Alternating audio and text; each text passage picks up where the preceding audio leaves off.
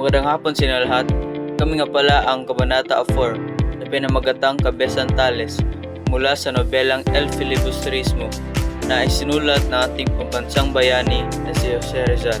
At ngayon, sisimulan na namin. Buod.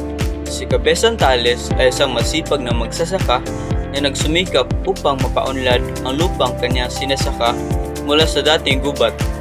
Dahil sa kanyang tiyaga, umunlad ang kanilang pamumuhay at naging maayos ang buhay ng kaniyang pamilya.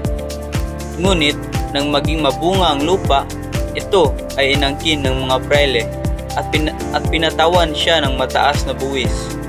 Kahit wala siyang kasalanan, siya ay kinulong dahil sa pagtutol sa hindi makatarungang sistema. Habang nakabilanggo, labis na naghirap ang kaniyang pamilya upang siya ay mapalaya. Dahil sa patuloy ng pang-aapi at kawalan ng hustisya, tuluyang nagbago si Kabesan Tales. Siya ay nawala at kalaunan ay naging tulisan bilang paraan ng paghihiganti. Samantala, si Tandang Selo ay nawala ng katinuan dahil sa matinding pighati at namatay si Julie habang nagsisikap na tumulong sa kanilang pamilya.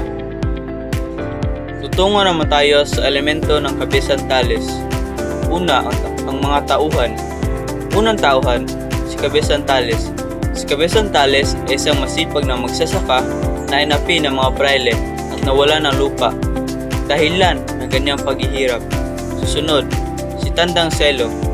Siya ang ama ni Kabesan Tales na labis na nagdusa sa sinapit ng kanyang pamilya hanggang sa mawala ng kakayahang magsalita.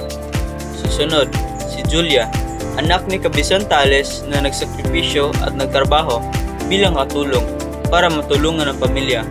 Sunod, si Tano, anak ni Kabesan Tales na sa pilitang ginawang sundalo ng mga Kastila. Sunod, si Hermana Penchang, amo ni Julie na kunwaring relihiyosa ngunit malupit sa mahihirap. Sunod, mga praile o Kastila. Sila ang kumakatawan sa mapang-abusong kapangyarihan noong panahon ng Espanyol.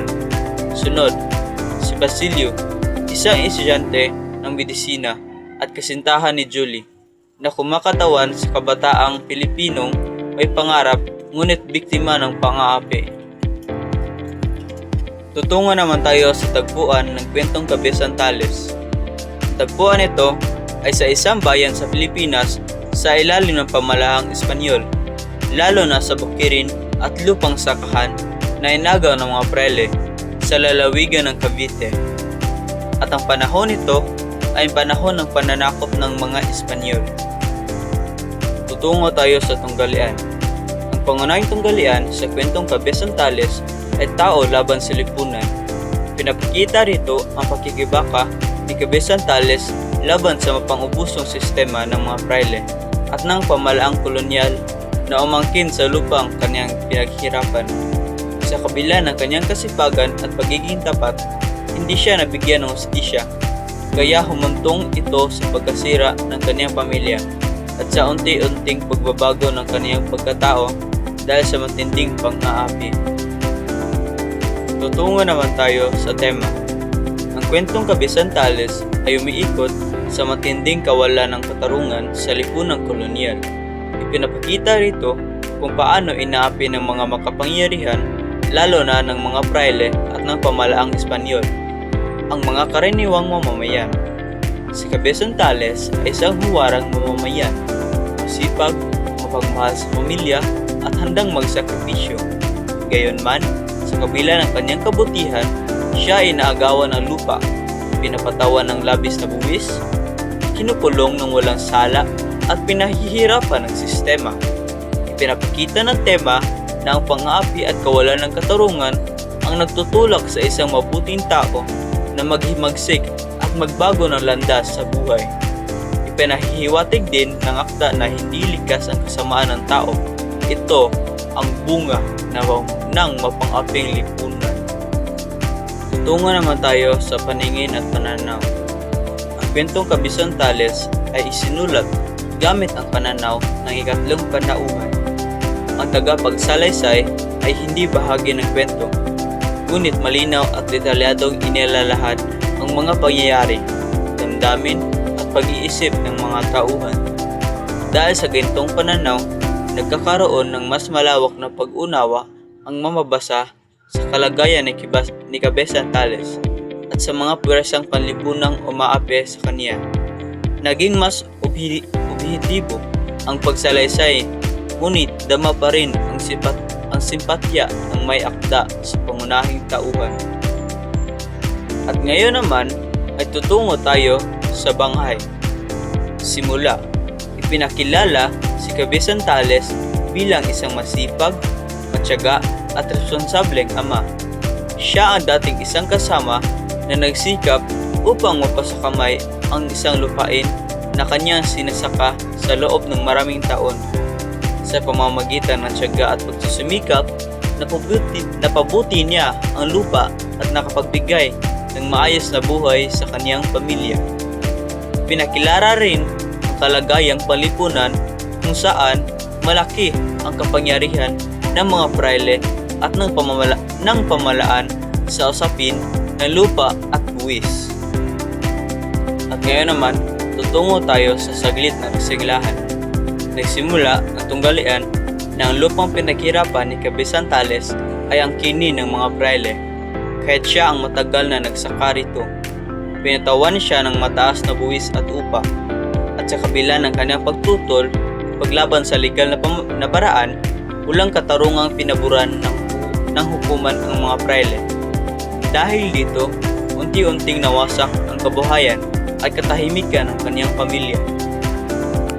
Ngayon, tutungo tayo sa kasukdulan. Dahil sa sunod-sunod na pang-aabuso at kawalan ng hustisya, tuloy ang nawala ang katinuan ni Tandang Selo at nawala si Kabesan Tales. Kalaunan, nalaman na siya ay naging tulisan bilang paghihiganti sa mapang-api. Tutungo naman tayo sa kakalasan. Nagpatuloy ang trahedya sa pamilya ni Kabesan Tales. Si Julie ay namatay habang sinisikap iligtas ang ama at lalong naghirap ang buhay ni Tandang Selo. Pinapakita sa baging ito ang lubos na pagkawasak ng isang pamilyang dating payapa. Sa wakas, ipinapakita ang malapit na bunga ng kolonyal na sistema. Ang kwento ni Kabesan Tales ay sumasalamin sa kawalan ng katarungan at pang-aabuso ng kapangyarihan noong panahon ng Espanyol at kung paano nito itinulak ang isang mabuting tao sa landas ng karahasan. Talasalitaan, alawin, pasayahin o paglubugin ang loob. Bantulot, nagdadalawang isip. Sahok, pinumpal ng kaunting lupa. Giting, tapang, hahalili, papalit. Hikbi, tahimik o pigil ng pag-iyak. Hinahawan, dililinisan. Lukbutan, pitapa. Madawag, masukal o madamo. Nasawi, namatay. Magtimpi, magpigil ng galit o magdaming matindi. Nag-aabono, nagbabayad para sa iba. Nanunumbat, nansisisi, pagkabalisa, pag-aalala, natulito, gulong-gulo sa isip, tulisan, taong kalaban ng pamahalaan. Ito naman ang mga aral na mensahe sa kwento. Pinapakita sa kwento ni Kabesan Tales na ang labis na nag-aabuso ng kapangyarihan at kawalan ng hustisya ay maaaring magturok ng isang mabuting tao na magbago at mapunta sa maling landas. Ipinapakita rin nito na ang kasipagan at katapatan ay walang saysay.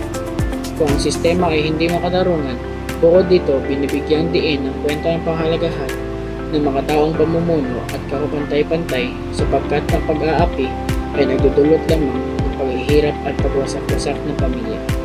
Yun lang, salamat.